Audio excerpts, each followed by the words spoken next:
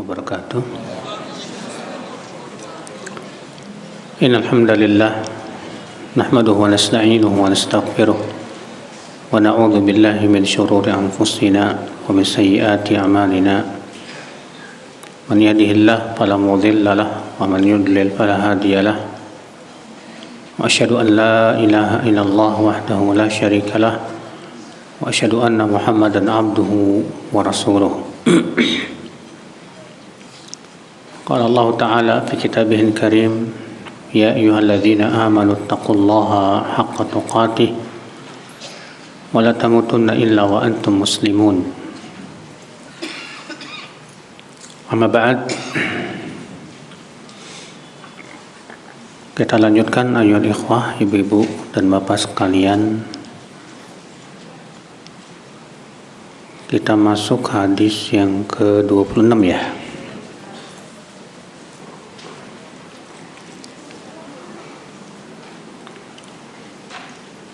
An Abi Hurairah radhiyallahu anhu qala qala Rasulullah sallallahu alaihi wasallam kullu sulama minan nas alaihi sadaqah kulla yawmin tatlu'u fihi syams ta'dilu baina itsnaini sadaqah wa tu'inu ar-rajula fi dabbatihi fatahmiluhu 'alaiha aw tarfa'u lahu 'alaiha mata'ahu sadaqah wal kalimatu thayyibatu sadaqah wa bi kulli khatwatin tamshiha ila salati sadaqah wa tumitul adha 'anil tariqi sadaqah. Rahul Bukhari wa Muslim. Dari Abu Hurairah, semoga Allah meridainya, ia berkata, Rasulullah sallallahu alaihi wasallam bersabda, setiap anggota tubuh dari manusia hendaklah dipenuhi sedekahnya. Setiap anggota tubuh dari manusia hendaklah dipenuhi sedekahnya. Itu setiap hari matahari terbit padanya. Kamu mendamaikan dua orang, itu sedekah. Dan kamu membantu seseorang untuk mengangkat barangnya ke kendaraannya, itu sedekah. Dan kalimat yang baik adalah sedekah. Dan setiap langkah yang kamu langkahkan menuju sholat adalah sedekah. Dan kamu menyingkirkan gangguan dari jalan adalah sedekah. Dikeluarkan Imam Bukhari dan Muslim. Adapun Imam Bukhari di nomor 2734. Hadis ini Bapak dan Ibu kita ambil faidah.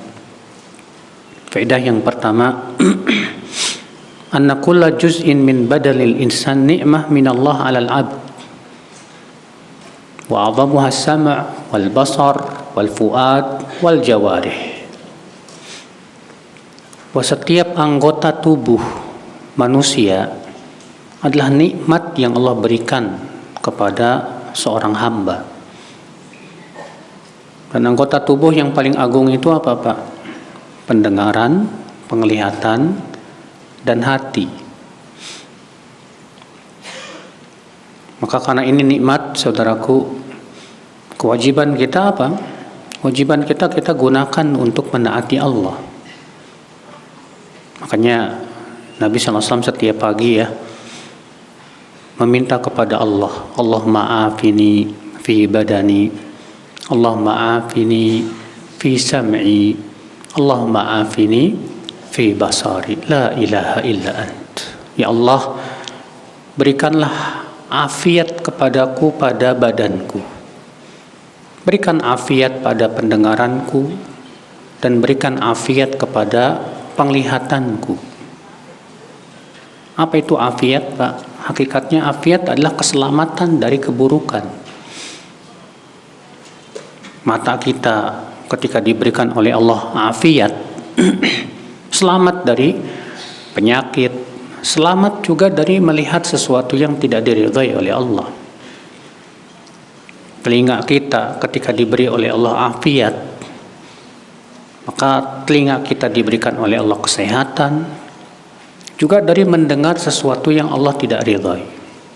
Itu penting sekali saudaraku sekalian, ya. Maka kita berpikir bagaimana caranya supaya anggota tubuh kita ini yang merupakan nikmat-nikmat Allah ini tidak kita gunakan kecuali untuk ketaatan, sudah. Ya, pikiran kita, kadang kita ini Pak mikirnya kemana-mana. Padahal kata Imam Ibnu Qayyim bahwa sumber kebaikan dan sumber keburukan itu asalnya dari pikiran dulu, Pak. Beliau berkata dalam kitab Miftah dari Sa'adah, aslu kulli khairin wa aslu kulli syarr al-fikr. Pikiran adalah sumber segala macam kebaikan dan juga sumber segala macam apa? Keburukan. Dari mana munculnya niat? Dari pikiran, Pak. Ketika kita memikirkan akhirat, muncul niat untuk berbuat ketaatan. Tapi ketika kita pikirannya maksiat, syahwat, muncul niat untuk berbuat kemaksiatan. Maka kalau kita ingin menjaga hati kita dengan cara menjaga niat, dan kita tidak mungkin bisa menjaga niat kecuali dengan menjaga pikiran. Dan pikiran sangat dipengaruhi oleh mata dan telinga. Apa yang kita lihat itu yang akan menjadi pikiran kita. Ketika bapak-bapak misalnya melihat akhwat yang cantik, ya, dipikirin, ya, jadi pikiran tuh Pak. Kalau di pikiran, ya pikiran berubah jadi niat. Ibu-ibu ketika melihat kekurangan suaminya, jadi pikiran. Lama-lama berubah, rasa cintanya berkurang. Dari mana sumbernya? Dari apa? Pikiran. Makanya Allah mengatakan wa qul lil mu'minina yaghuddu min absarihim wa yahfadhu furujahum. Katakan kepada kaum mukminin hendaklah mereka menundukkan apa? Pandangan. Wa qul lil mu'minati yaghuddna min absarihin. Katakan kepada kaum mukminat hendaklah mereka juga menundukkan apa? Pandangan. Dari mana datangnya? Ya, lintah dari sawah turun ke kali. Dari mana datangnya cinta? Dari mata turun ke hati. Ya. Maka dari itu saudaraku seiman, jaga ini anggota tubuh, karena ini nikmat ini. Ya, mata itu nikmat yang luar biasa. Di mata kita ini berapa banyak sel-sel, Pak. Yang setiap hari Allah gantikan sel dengan sel-sel yang baru lagi, ya, supaya kita bisa melihat dengan baik, bagus. Alhamdulillah, kita bisa mendengar berbagai macam suara dan yang lainnya. Wallahi nikmat saudaraku sekalian. Cuma terkadang Pak, kita suka lupa kalau itu nikmat. Iya, yang kita pikirkan nikmat itu hanya kendaraan, makanan.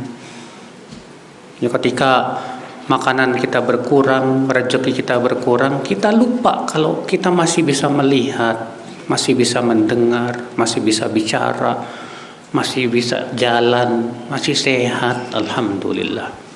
Sering kali kita lupa itu. Ikhwata Islam saudaraku seiman. Faedah yang kedua, anna ma rukiba fi badanil insan min al-'idhami wal mafasil nikmatun min Allah yajibu 'alal insan syukruha bi anwa'it ta'at. bahwa setiap anggota tubuh manusia, ya berupa tangan, kaki, tulang, dan yang lainnya, itu nikmat yang wajib disyukuri. Bagaimana caranya? Nah, di sini Nabi menyebutkan kullu sulama minan nas alaihi sadaqah.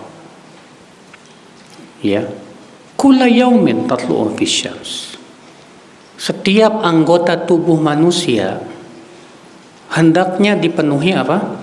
Sedekahnya, dan itu tiap hari loh, Pak. Ya. Setiap anggota tubuh. Dalam satu riwayat yang lain bahwa manusia itu ada 360 apa? Persendian. Berarti setiap sendi-sendinya ini harus dipenuhi sedekah. Subhanallah. Makanya ada seorang sahabat berkata, wahai Rasulullah, siapa di antara kami yang mampu bersedekah tiap hari 360? Berat sekali. Setiap hari kita diwajibkan untuk memenuhi sedekah setiap sendi, Pak. Tapi alhamdulillah, Pak.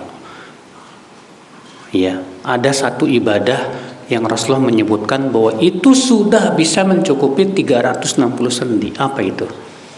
Kata Rasulullah SAW, "Watu jizi'u dzalika raka'at duha."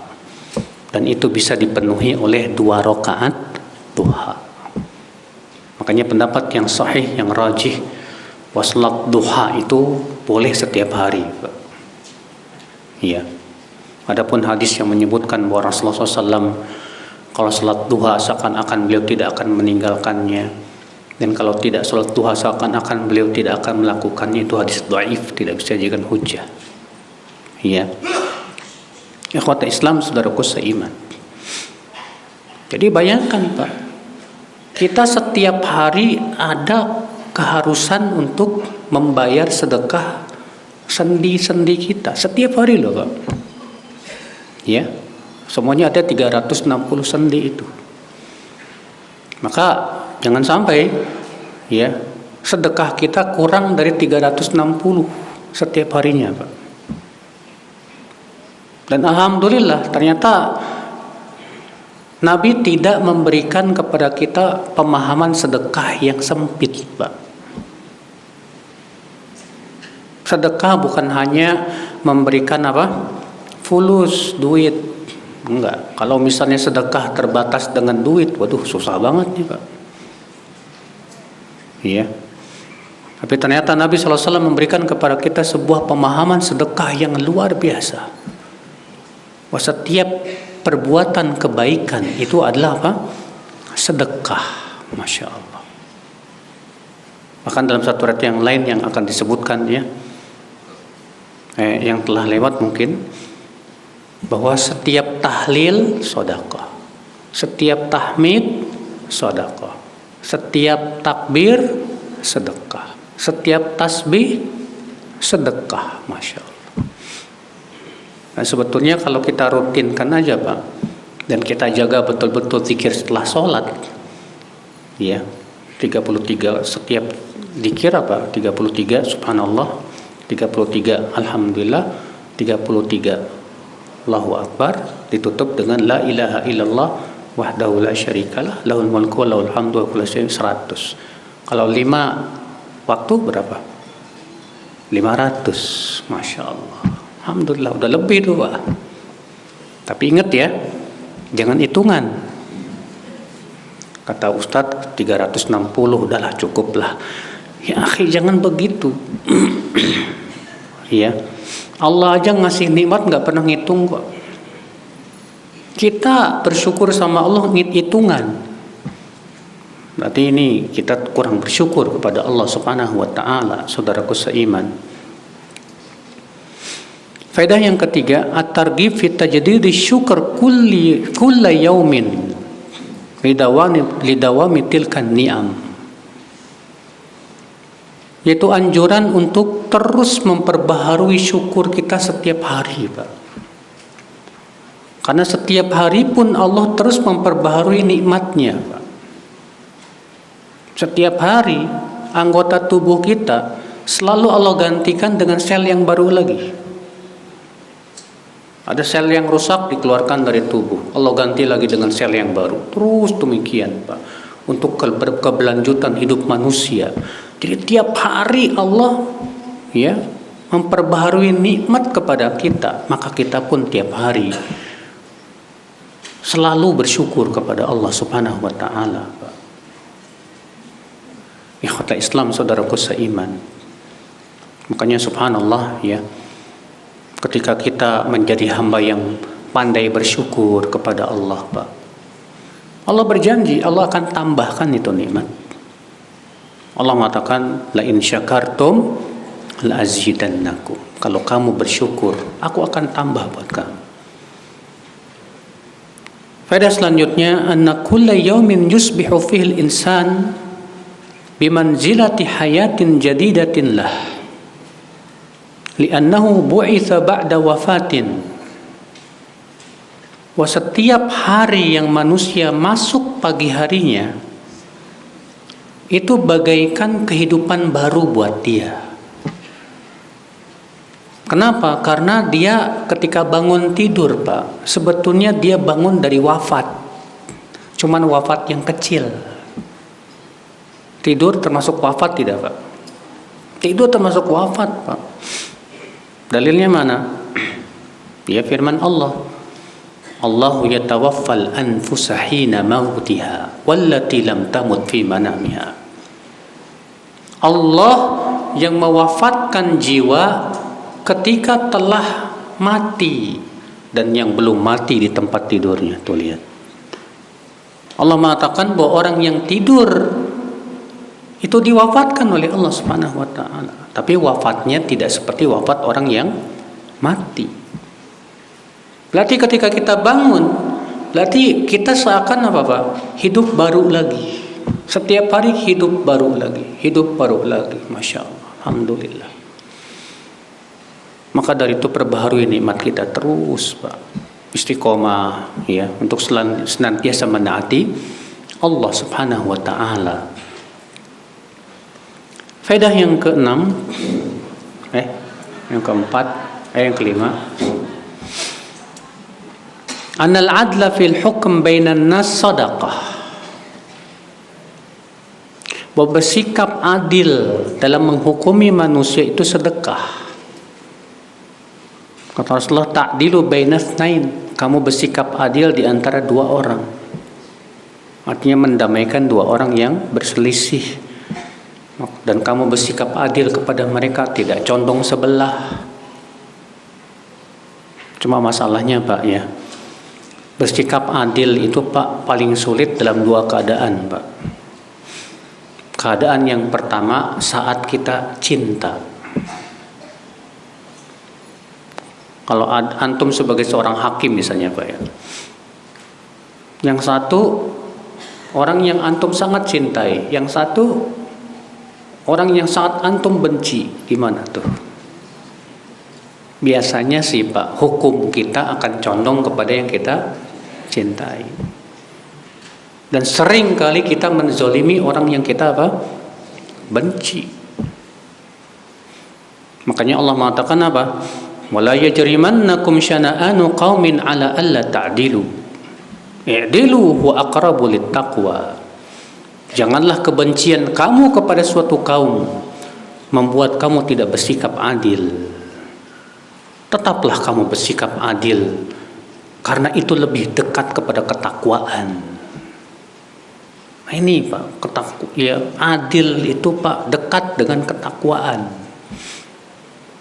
Maka orang yang bisa adil walaupun kepada suatu kaum yang dia tidak suka, dia benci kepadanya, itu hebat. Dan kita sulit sekali untuk bersikap adil kepada orang yang kita tidak sukai itu. Yang orang-orang yang kita benci itu sulit sekali untuk bersikap adil, Pak. Iya. Faedah yang keenam. Anal i'anata ala ba'di umuri dunya sadaqah. Hamliya ala dabatihi in kana hajizan wa raf'i mata'ihi. Membantu orang lain dalam urusan dunia termasuk sedekah. Seperti misalnya membantu mengangkat barangnya ke kendaraannya. Kita ngelihat tetangga lagi pindah-pindah rumah atau lagi bawa barang, maka kita langsung membantunya. Saya bantu, Masya Allah Pak, yang Bapak angkat dari barang-barang itu nilainya jadi sedekah, Masya Allah, Alhamdulillah. Iya, bantu. Ketika Bapak melihat di jalan ada orang yang kesusahan, motornya kempes atau mogok, kemudian Bapak bantu untuk menghidupkan motornya, sedekah, Masya Allah. Iya. Nah, ini semua sifatnya sedekah. Maka jadilah orang yang selalu berusaha bagaimana kita membantu orang lain yang sedang kesusahan. Faedah yang ketujuh, anna kulla kalimatin thayyibatin sadaqah. Fayadkhulu fi dzalika kalimatu dzikr min at-tasbih wa at-tahmid wa at-tahlil wa at-takbir wal amri bil ma'ruf wan nahyi 'anil munkar wal kalam fil islah bainan nas. Bahwa setiap ucapan yang baik itu termasuk sedekah. Setiap ucapan yang baik termasuk apa? Sedekah. Maka masuk padanya zikir. Antum mengucapkan subhanallah, alhamdulillah, la ilaha illallah, Allahu akbar. Sedekah itu, Pak. Amar ma'ruf nahi mungkar. Antum bilang ke teman, salat yuk, Pak. Itu aja sudah sedekah, Pak. Ketika ngelihat temannya minum pakai tangan kiri, antum langsung bilang, afan akhi, cuma ngingetin minumnya pakai tangan kanan. Sedekah itu, Pak. Iya. Demikian pula kita berusaha untuk mengislah, mendamaikan dua orang yang bertengkar. Sedekah itu, Pak. Maka kita berusaha dalam hal ini berlomba-lomba, Pak. Ya, berlomba-lomba, banyak-banyakan apa? Sedekah dengan ya kalimat-kalimat thayyibah, kalimat-kalimat yang baik. Dan kalimat yang baik ini masalahnya, Pak, akan naik ke Allah, Pak. Allah berfirman, ilaihi yas'adul kalimut thayyib wal 'amalus salihu yarfa'u. Kepada Allah lah akan naik kalimat-kalimat yang apa? Yang baik, Masya Allah. Ucapan kalimat kebaikan yang kita ucapkan itu naik ke Allah, Pak. Amalan saleh itu diangkat oleh Allah Subhanahu wa taala. Ikhwata Islam, saudaraku seiman. Faedah yang ke-8, anna kulla khatwatin yamshiha al-'abdu ila shalah sadaqah. Wa qiyasu hadha anna kulla khatwatin yamshiha al-'abdu fi maradillah takunu lahu sadaqah kal mashi fi talabil ilm wal mashi fil jihad wa ghairi dzalik. Wa setiap langkah yang kita langkahkan menuju salat sedekah, Masya Allah. Antum rumahnya dari masjid berapa meter, Mas? Ada 100. 1 meternya berapa langkah? Hah? 1 meter antum jadikan berapa langkah? 2 langkah. Lumayan. Berangkat 200, pulangnya 200. Iya.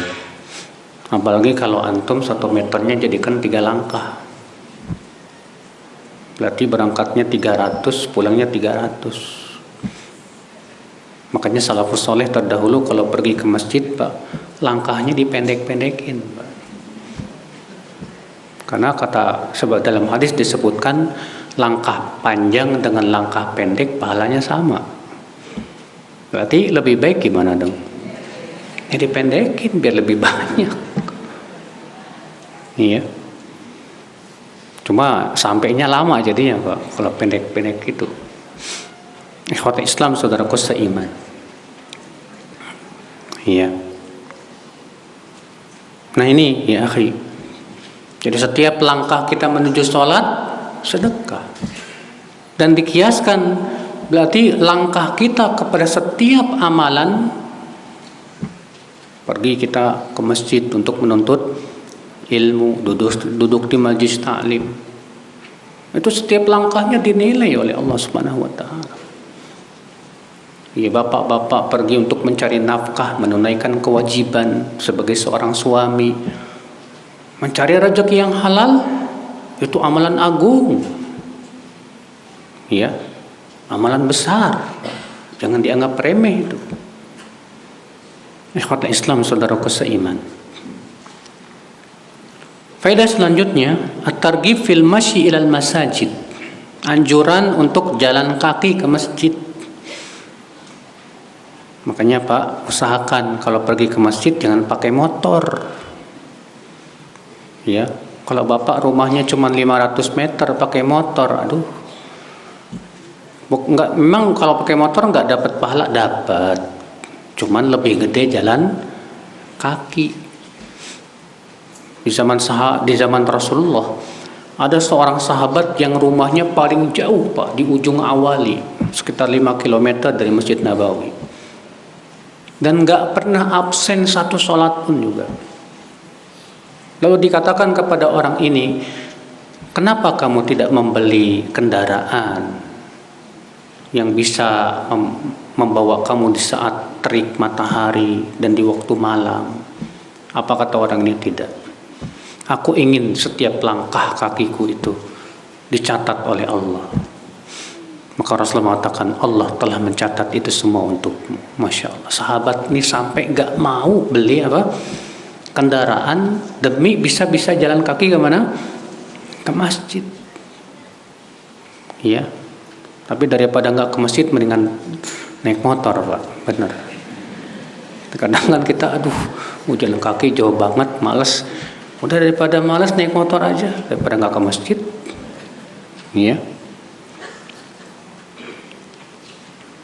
Faedah selanjutnya yang ke-10, at-targhib fi imatatil adza 'anit tariq wa annahu shadaqah 'alal muslimin. Anjuran untuk menyingkirkan gangguan dari jalan.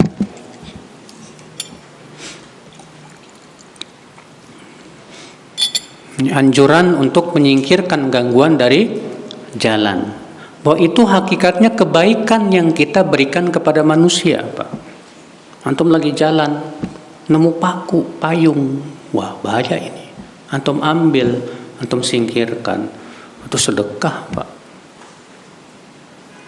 Terus bukan dalam hadis yang sahih Rasulullah SAW ketika Isra dan Mi'raj. Apa kata Rasulullah? Ra'aitu rajulan yataqallabu fil jannah. Aku melihat seorang laki-laki mondar-mandir di surga. Gara-gara apa coba? Gara-gara dia menyingkirkan ranting dari jalan yang menghalangi orang. Gara-gara itu dia singkirkan, dia masuk surga.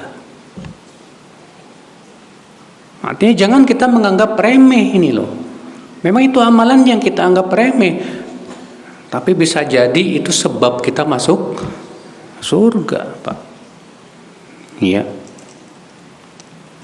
Faedah selanjutnya, anna wad'al adha fi tariqil muslimin isa'ah ilaihim. Sebaliknya, meletakkan gangguan di jalannya kaum muslimin, di jalannya manusia, termasuk dosa, masuk keburukan itu Pak. Sengaja nyimpen paku biar kalau ada mobil lewat, ya kan kempes tuh, ya tuh banyak tuh Pak terjadi tuh Pak.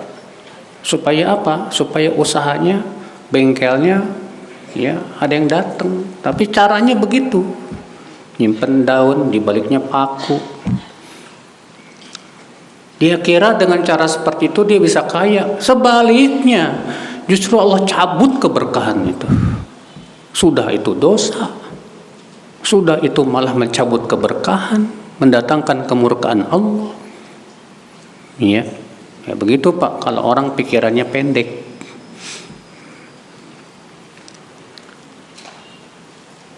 Baik, kita masuk hadis berikutnya, hadis yang ke-27.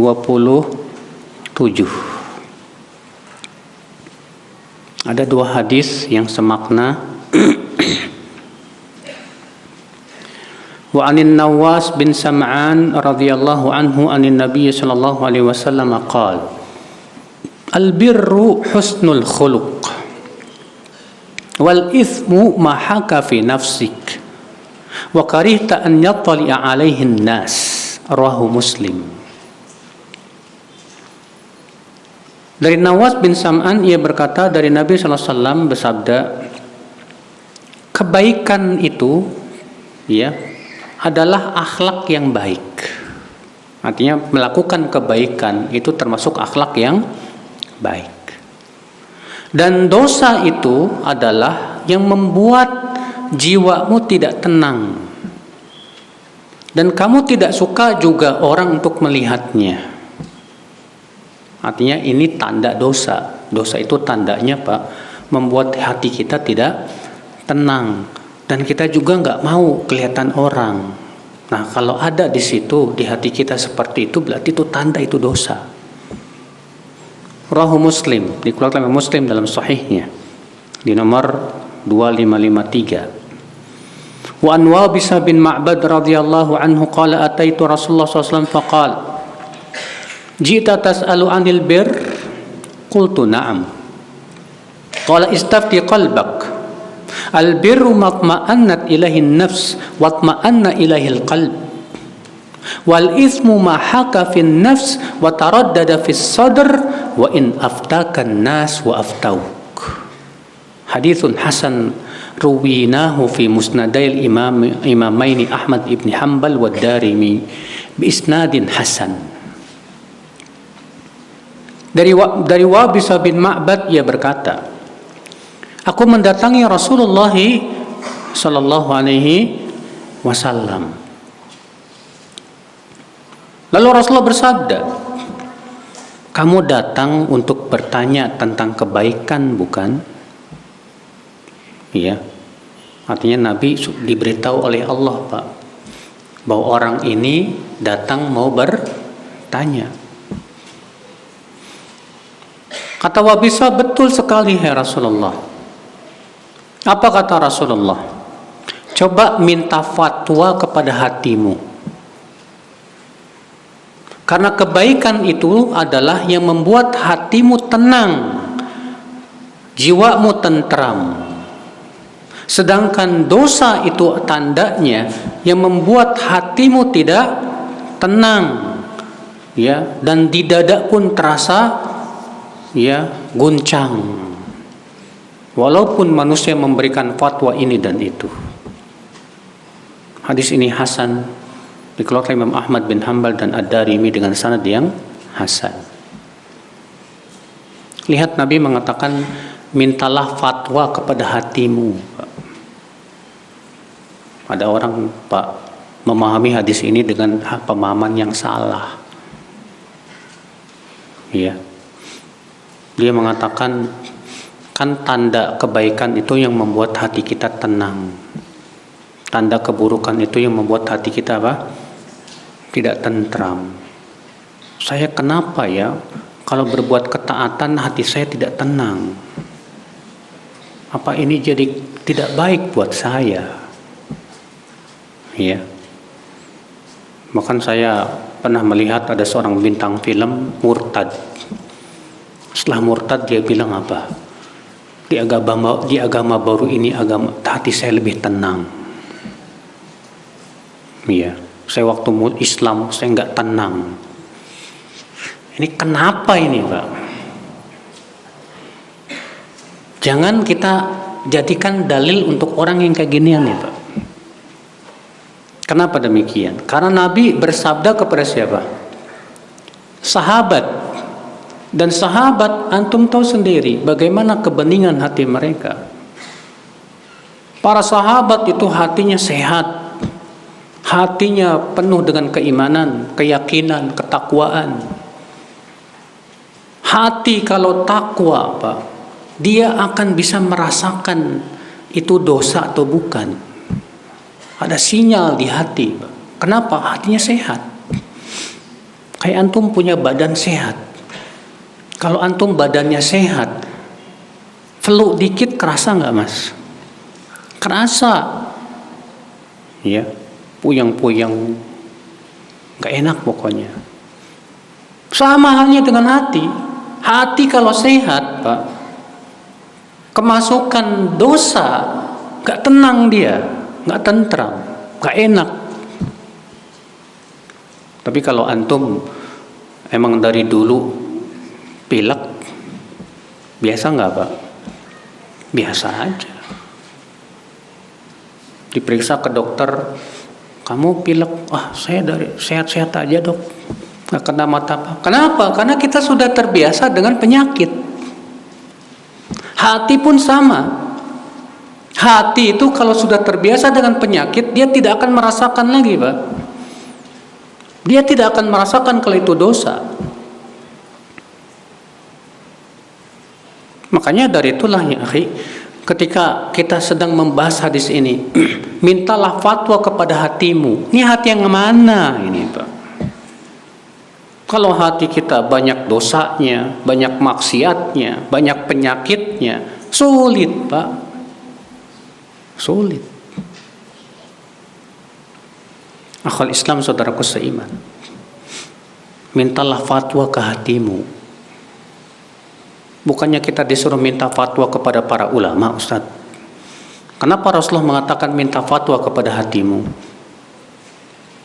Bagaimana dengan firman Allah, fas'alu ahla dzikri in kuntum la ta'lamun. Tanya ahlinya jika kamu tidak tahu. Kira-kira dalil ini saling bertabrakan tidak, Pak? Dalil ini tidak saling bertabrakan. Iya. Karena pertama, Pak, agama kita dasarnya Al-Quran dan hadis. Dan yang menguasai Al-Quran dan hadis adalah para ulama. Maka kita yang awam, kewajiban kita adalah bertanya kepada siapa? Para ulama, tanya. Cuman terkadang, Pak, saat kita bertanya kepada beberapa ustadz atau ulama, jawabannya beda-beda. Ustadz, hukum ini apa? Kata ustadz ini haram. Nanya lagi ke ustadz yang satu, boleh. Bingung. Ini yang benar yang mana ini? Udah nyari dalil-dalilnya kok kayaknya sama-sama kuat, bingung juga, Pak. Maka dalam keadaan seperti ini bisa kita tanya hati kita. Mana yang lebih menenteramkan hati kita, ambil. Dan mana yang tidak membuat hati kita tentram, jangan apa? Jangan ambil. Iya. Adapun kalau dalil-dalilnya sudah sangat jelas sekali dari Al-Quran, hadis, ijma', tapi hati kita masih aja nggak tenang, itu dari setan, Pak. Orang dalilnya sudah jelas, Al-Qurannya sudah jelas, hadisnya sudah jelas, bahkan sudah ada ijma' para ulama, kok hati kita tetap aja nggak tenang? Karena hatinya berpenyakit. Hati seperti ini biasanya, Pak, hati yang suka ngikutin hawa nafsu. Maka dari itu kita wajib tenang dengan dalil, Pak. Kita merasa tenang dengan dalil itu lebih baik daripada kita merasa tenang dengan apa? Pendapat yang tidak diketahui dasarnya, tidak diketahui dalilnya apa. Ikhwata Islam, saudaraku seiman, rahimani wa rahimakumullahu jami'an. Nah ini, Pak, berarti hadis ini sekali lagi tidak bertabrakan dengan ayat yang menyuruh kita bertanya kepada ahli ilmu. Juga Allah berfirman, fa in tanaza'tum fi syai'in farudduhu ila Allahi war Rasul. Jika kalian berselisih, maka kembalikan kepada Allah dan Rasul. Berarti kalau kita terjadi perselisihan, kewajiban kita kembalikan kepada Al-Quran dan hadis. Itu asal yang pokok yang harus kita pegang. Namun tadi ketika kita sudah berusaha masih terjadi keraguan, masih bingung mana yang benar ini. Maka pada waktu itu bisa kita tanya hati kita, mana yang lebih menenteramkan hati kita, ambil. Mana yang tidak menenteramkan hati kita, jangan diambil. Tapi beda loh Pak, dengan masalah yang kok yang satu fatwanya kayaknya lebih enak ini. Yang satu fatwanya lebih berat ini. Akhirnya kita ambil yang paling apa? Enak. Nah ini hati-hati. Ini bisa dimasuki hawa nafsu loh Pak. Contoh misalnya, banyak ustadz mengatakan musik haram. Ada ustadz lain mengatakan musik apa? Halal. Kayaknya enakan yang halal deh. Nah ini bisa dimasuki hawa nafsu Pak. Maka kewajiban kita lihat dalilnya. Jangan lihat siapa yang berfatwa, tapi lihat siapa, hujahnya apa, dalilnya apa.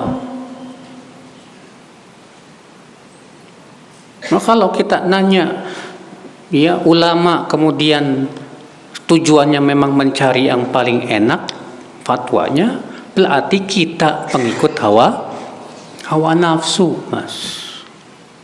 Ya, hati-hati itu. Ikhwat Islam, saudaraku seiman. Baik, dari hadis ini kita ambil faedah. Faedah yang pertama, fadlu husnil khuluq. Hadis ini menunjukkan keistimewaan dan keutamaan akhlak yang baik. Karena Nabi mengatakan al-birru husnul khuluq. Kebaikan itu adalah akhlak yang baik. Dan akhlak yang baik itu Mas, di hari kiamat itu amalan yang paling berat timbangannya Pak. Sebutkan dalam hadis yang diriwayatkan Imam Ahmad dalam musnadnya, Rasulullah SAW bersabda, "Laisa syai'un athqalu fil mizani indallah yaumal qiyamah min husnil khuluq." Tidak ada amalan yang paling berat di sisi Allah nanti pada hari kiamat dari akhlak yang baik. Tuh lihat. Bahkan dengan akhlak yang baik Pak, bisa mengalahkan orang yang terus sholat malam dan terus puasa. Kata Rasulullah, wa inna rajul la yablughu manzilata shaim al-qaim bi husni khuluqihi. Seseorang bisa sampai kepada derajat orang yang terus sholat dan terus puasa hanya dengan akhlak yang baik. Bahkan amalan yang banyak kalau akhlaknya jelek, tetap aja itu Pak, ya bisa bikin bangkrut Pak. Pernah Rasulullah ditanya tentang seorang wanita yang banyak sholat malam, banyak puasa sunnah, banyak sedekah. Tapi sayang, lisannya suka menyakiti tetangga. Apa kata Rasulullah SAW? Hiya min ahlin nar. Dia termasuk penduduk api neraka. Bayangkan. Makanya ibu-ibu ya, terutama ya, kalau ibu Masya Allah rajin ngaji, rajin sedekah, rajin sholat, Masya Allah. Tapi kalau sama suami ngomongnya nyebelin, aduh Bu, ya. Apa kata Rasulullah tentang wanita seperti ini? Hiya min ahlin nar. Dia termasuk penduduk api neraka. Bahkan dalam satu lain dengan lafaz begini, la khaira fiha. Ini wanita tidak ada kebaikannya. Bayangkan, padahal sholat malamnya rajin, puasa sunnahnya rajin, sedekahnya banyak. Gara-gara lisannya suka menyakiti tetangga, Rasulullah mengatakan apa? Tidak ada kebaikannya wanita ini. Sebaliknya, Rasulullah ditanya tentang wanita yang sholatnya jarang, sholat malamnya, puasa sunnahnya jarang, sedekahnya juga sedikit, tapi dia tidak pernah menyakiti hati siapapun. Apa kata Rasulullah? Hiya min ahlil jannah. Dia termasuk penduduk surga. Masya Allah. Tuh lihat ibu, bapak, ya, betapa agungnya akhlak yang baik. Hati yang tak, lisan yang tak pernah menyakiti siapapun. Kalau ngomong kita santun, baik, ya. Itu ternyata menyebabkan kita termasuk penduduk surga. Makanya kan Allah mengatakan apa, Pak? Ya ayyuhalladzina amanu taqullaha wa qulu qawlan sadida. Apa balasannya?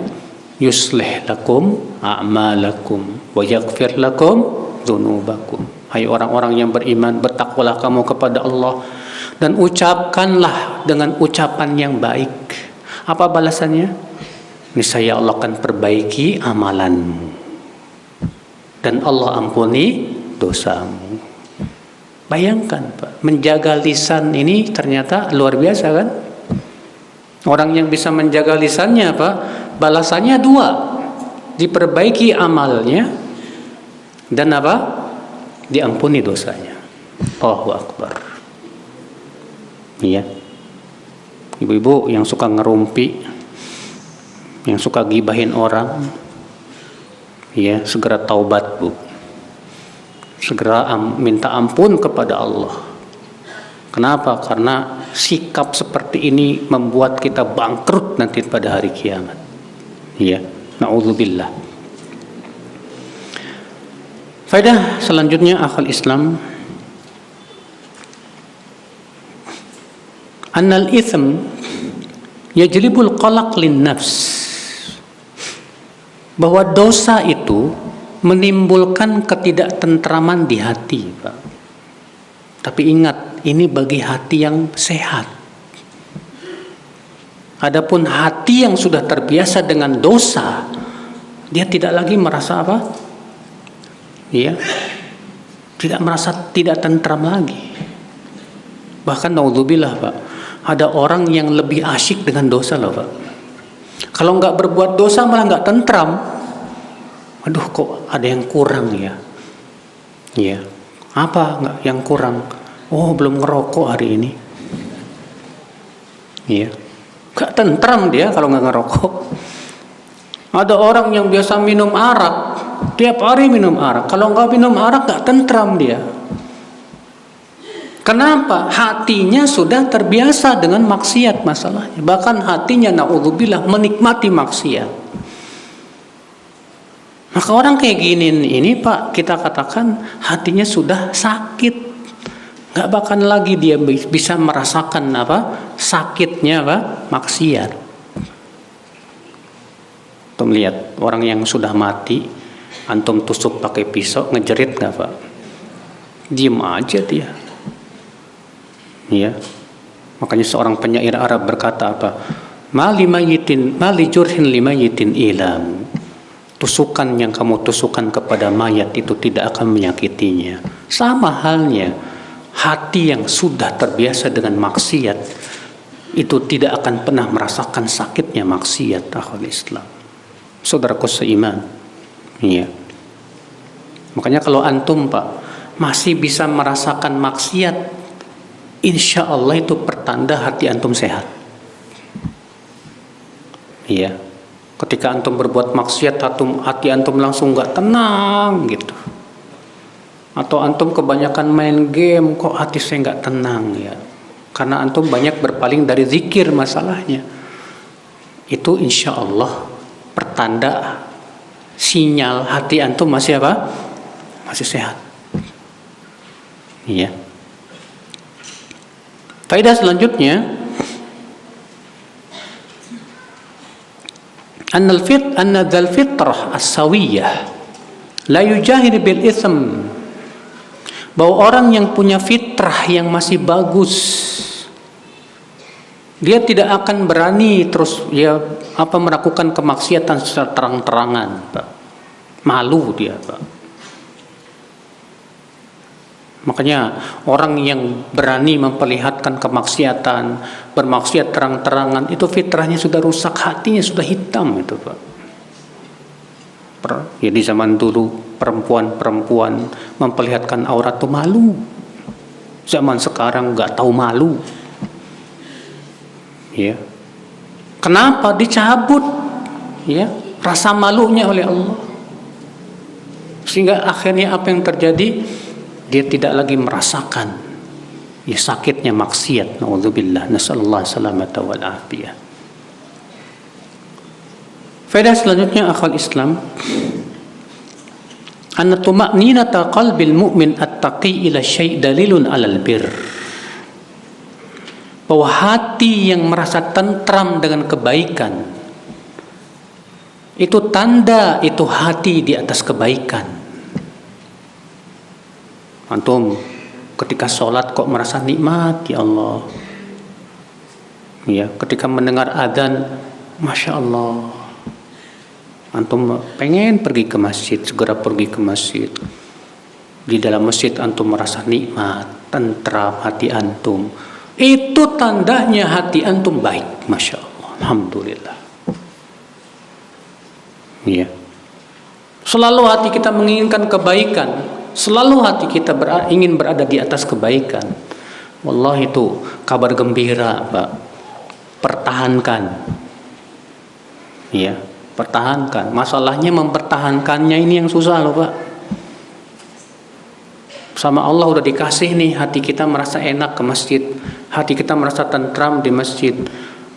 Untuk mempertahankan ini nggak mudah, Pak. Pertahankan terus akhwal Islam. Mudah-mudahan kok ya kita ini bisa mati di atas itu, Pak. Faedah selanjutnya, annal bir yajlibut tuma'ninah. Bahwa perbuatan kebaikan itu bisa menimbulkan ketentraman di hati. Maka siapapun Anda yang ingin mencari ketentraman hati, hendaklah kamu berbuat kebaikan, amalan saleh, takwa. Makanya ya, ketentraman hati itu, Pak, kebahagiaan hati itu surga dunia yang tak ternilai. Ya. Orang banyak ingin mencari kebahagiaan dengan harta, abadan. Harta tidak akan memberikan apa? Ketentraman. Orang mencari kebahagiaan dengan kedudukan, demi Allah, kedudukan tidak memberikan Anda apa? Kebahagiaan. Allah sudah fitrahkan manusia, Pak, bahwa kebahagiaan hatinya itu kalau dia dekat dengan Allah.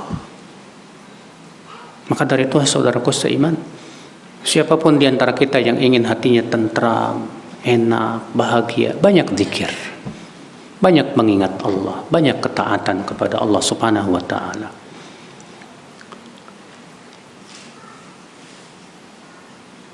Baik, kita masuk hadis berikutnya. Tapi hadis berikutnya ini syarahnya panjang nih, Pak. Kita buka tanya jawab aja. Baik, insyaallah pertemuan ini akan datang hadis yang ke-28. Ya.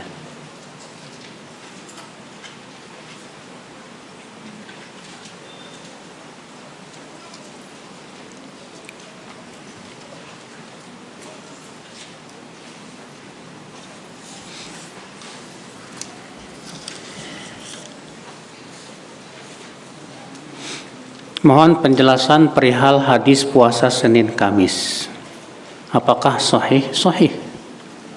Hadis tentang puasa Kamis yang memang ada sebagian mendhaifkan. Namun yang rajih hadis itu sahih.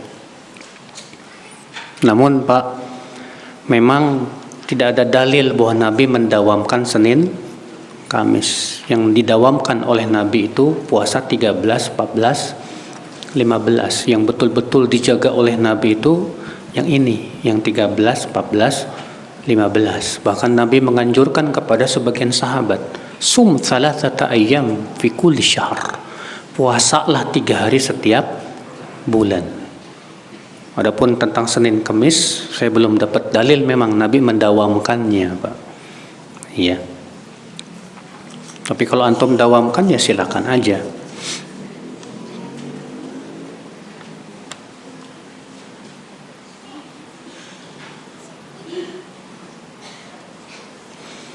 Saya bekerja di sebuah perusahaan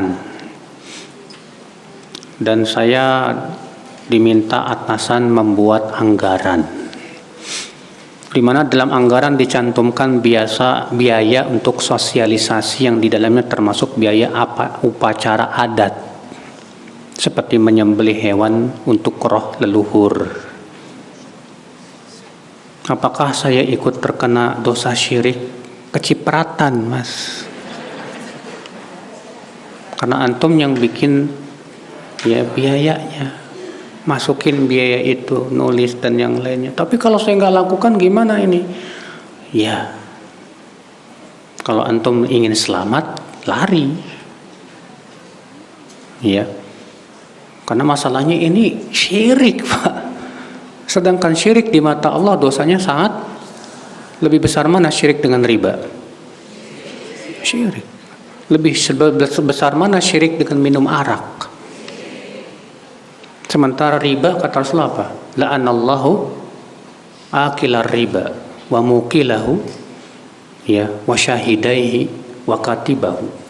Semoga Allah melaknat orang yang makan riba, yang bertransaksi dengan riba, yang menjadi dua saksi riba, dan yang mencatat riba. Lah antum mencatat syirik. Gimana itu, Mas? Ya.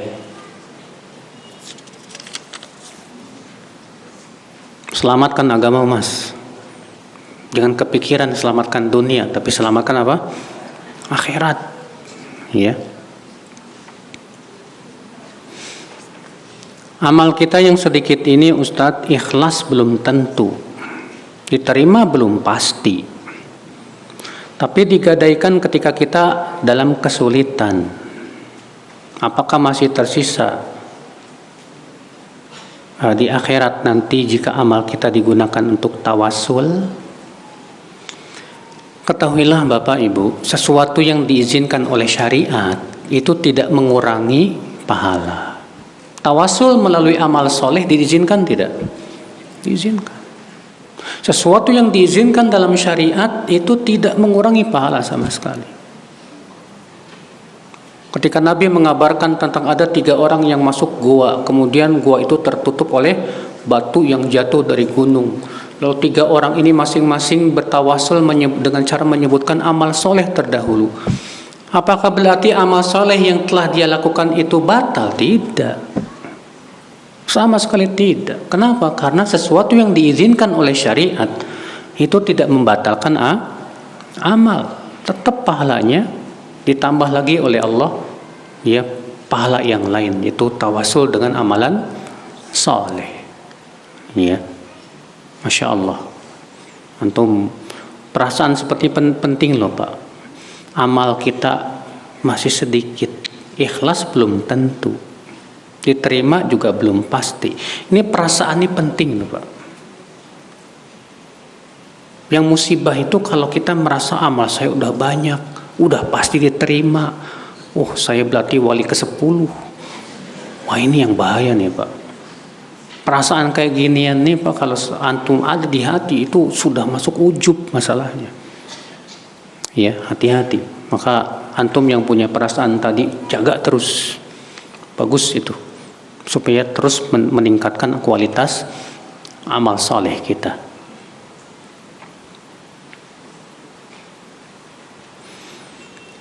Teman saya lagi kuliah online dan dari awal kuliah tidak ada peraturan apabila tidak datang kuliah didenda sekian rupiah. Lalu di tengah perjalanan kuliah dikeluarkan peraturan apabila tidak datang kuliah dikenakan denda sekian tanpa ada musyawarah.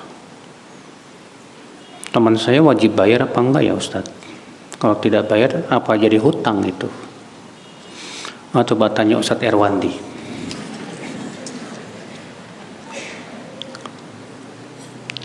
Setelah sholat tahajud, apa yang sebaiknya kita lakukan Ustadz? Berzikir, berdoa, atau baca Quran? Antum selesai tahajudnya jam berapa, Mas? Kalau antum selesai tahajudnya itu di akhir malam, maka ayat menganjurkan kita banyak istighfar. Allah berfirman, innal muttaqina fi jannati wa uyun akhidhina ma atahum rabbuhum innahum kanu qabla dzalika muhsinin kanu qalilan minal laili ma yahja'un wa bil ashari hum yastaghfirun. Sungguhnya orang yang bertakwa itu di dalam surga dan mata air yang mengalir. Mereka mengambil kenikmatan yang Allah berikan kepada mereka. Sesungguhnya dahulu di dunia mereka termasuk orang-orang yang berbuat ihsan. Apa ihsannya? Mereka dahulu sedikit tidurnya di waktu malam, dan di akhir malam mereka mohon ampun kepada Allah. Berarti kalau memang selesai tahajudnya di akhir malam, banyakin istighfar, banyakin minta ampun. Iya.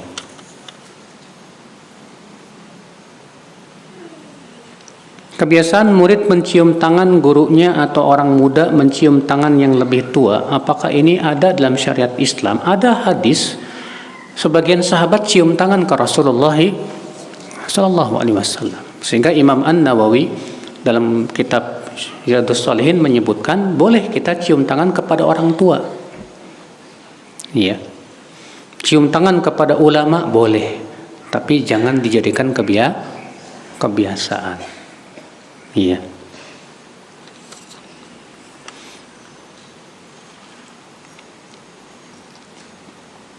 Apa hukum dasar berobat, Ustadz? Jika kita sakit, apakah berobat itu hukumnya wajib? Tidak. Memang Nabi menganjurkan, tadawau ya ibadallah. Berobatlah wahai hamba Allah, jangan berobat dengan yang haram. Namun para ulama mengatakan bahwa perintah berobat di sini tidak wajib. Makanya sebagian ulama ada yang lebih memilih tidak berobat, Pak. Alasannya apa? Alasannya biar lebih banyak dosanya digugurkan. Iya. Jika seseorang sakit parah tapi dia tidak mau berobat, hanya berdoa dan bersabar, apakah boleh? Boleh. Karena perintah berobat itu tidak wajib. Ya.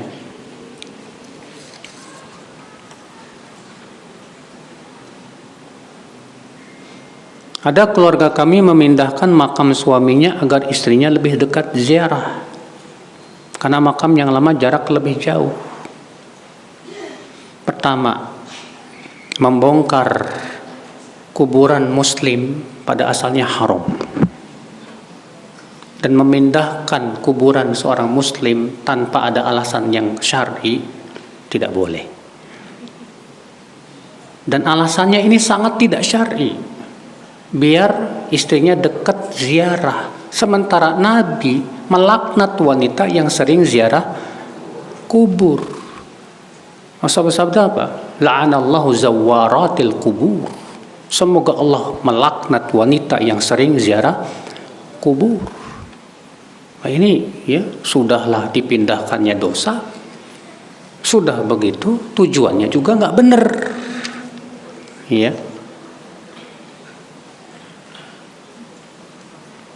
Apakah ada dalil yang mengharuskan seorang wanita mengqadha salatnya setelah selesai haid? Semisal ia haid di jam 1 siang belum salat zuhur, setelah selesai haid harus mengqadha salat zuhurnya ya Ustadz? Ini memang masalah khilafiyah, Pak. Kalau dia di awal, misalnya zuhur jam 12, tapi dia belum sholat. Pas jam 1, dia haid. Dan belum sempat sholat zuhur pada waktu itu. Apakah dia wajib untuk mengqadha atau tidak? Menjadi dua pendapat ulama. Sebagian mengatakan tidak wajib. Kenapa? Alasannya, karena sholat itu wajib muwassa, wajib yang ada waktu jedanya. Dimana kalau dia sholatnya jam 2 masih boleh. Maka dia qadarullah jam 1 terkena haid. Sehingga pada waktu itu dia tidak ada kewajiban mengqadha. Sebagian mengatakan dia wajib mengqadha. Kenapa? Karena dia tidak berusaha segera mungkin untuk sholat. Ya, bagaimana ini? Wallahu a'lam. Saya belum yakin mana yang paling kuat, Pak. Insyaallah nanti saya rujuk lagi.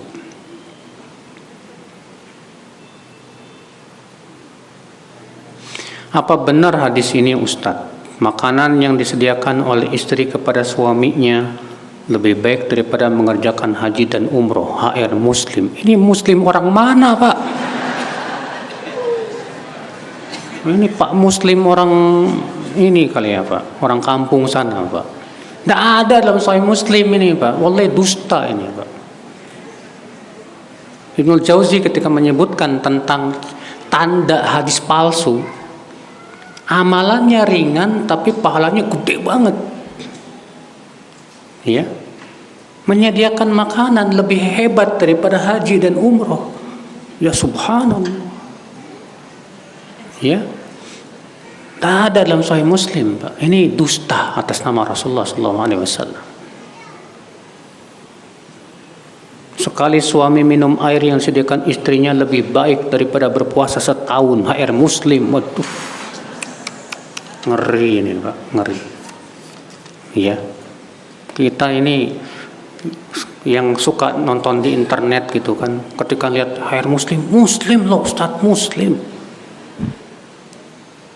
Ya, saya kemarin di Bandung waktu kajian ada yang nanya tentang hadis bahwa Ali bin Abi Thalib bercanda dengan Rasulullah SAW.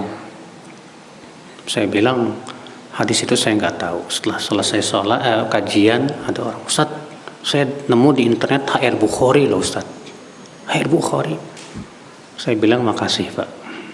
Nanti saya periksa lagi benar nggak. Setelah saya periksa nggak ada dalam Sahih Bukhari ternyata Pak. Nggak ditemukan dalam kitab-kitab hadis. Ya, maka hati-hati antum. Antum kalau nuntut ilmu di internet bahaya Pak. Itu sumbernya dari mana? Websitenya ini bisa dipercaya apa enggak? Seenaknya aja kayak tadi HR Muslim. Ternyata yang bikin Pak Muslim namanya. La haula wala quwata illa billah.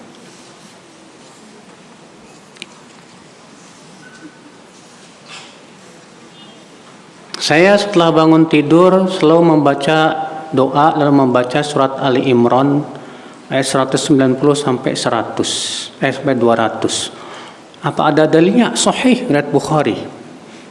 Dalam Sahih Bukhari disebutkan demikian, Rasulullah kalau bangun tidur beliau membaca 10 ayat terakhir dari surat Ali Imran, yaitu dari inna fi khalqis samawati wal ard wa ikhtilafil laili wan nahar la ayatil liulil albab sampai akhirnya.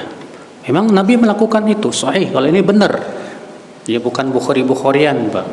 Bukhari beneran ada dalam Sahih Bukhari.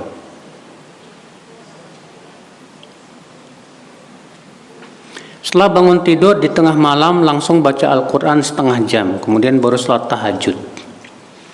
Apakah ini boleh? Boleh saja. Cuman yang lebih sesuai dengan sunnahnya Nabi langsung sholat tahajud. Karena membaca Quran dalam sholat itu bagus, ya.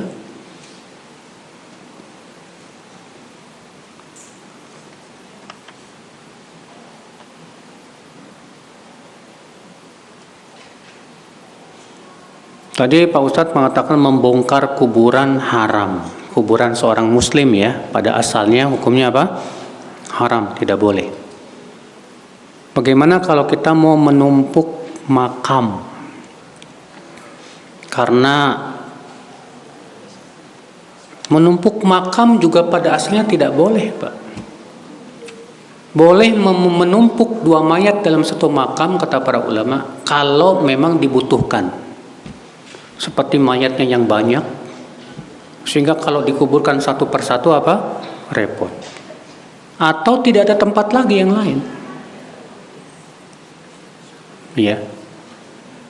Maka tidak boleh menumpuk 2 mayat dalam satu makam, pada asalnya tidak boleh. Kecuali kata para ulama kalau makamnya sudah hilang tanda-tandanya. Udah nggak kelihatan nih makam apa bukan. Maka kemudian kita gali lagi jadikan makam baru, boleh dengan ijma para ulama. Tapi syaratnya tadi sudah hilang tanda-tandanya, nggak kelihatan. Makanya antum lihat di Baqi di kota Madinah Pak ya. Kuburan bak itu nggak pernah tambah lebar loh Pak. Ya, kenapa? Karena di sana itu kuburan nggak dipakai plester, nggak dipakai, enggak, tanah aja begitu. Nanti setahun, 2 tahun, 3 tahun, 4 tahun hilang tuh kuburan Pak. Nggak kelihatan lagi ini kuburan apa bukan. Nanti biasanya akan digali lagi di situ untuk dikuburkan mayat yang baru. Iya, itu kan mudah Pak. Makanya Nabi SAW kan melarang memplester apa? Kuburan.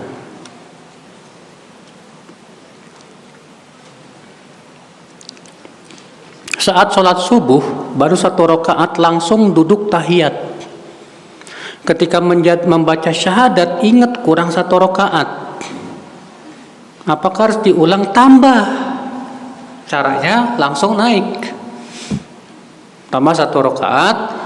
Nanti ya sebelum salam sujud 2 kali sujud yang disebut dengan sujud sahwi. Ya, setelah itu salam. Begitu caranya, Pak. Baik, alhamdulillah sudah tidak ada lagi pertanyaan. Semoga yang saya sampaikan bermanfaat. Yang benar semuanya dari Allah dan yang salah itu dari kekurangan ilmu saya. Subhanakallah bihamdik. Asyhadu an la ilaha illa anta astaghfiruka wa atubu ilaik. Assalamualaikum warahmatullahi wabarakatuh.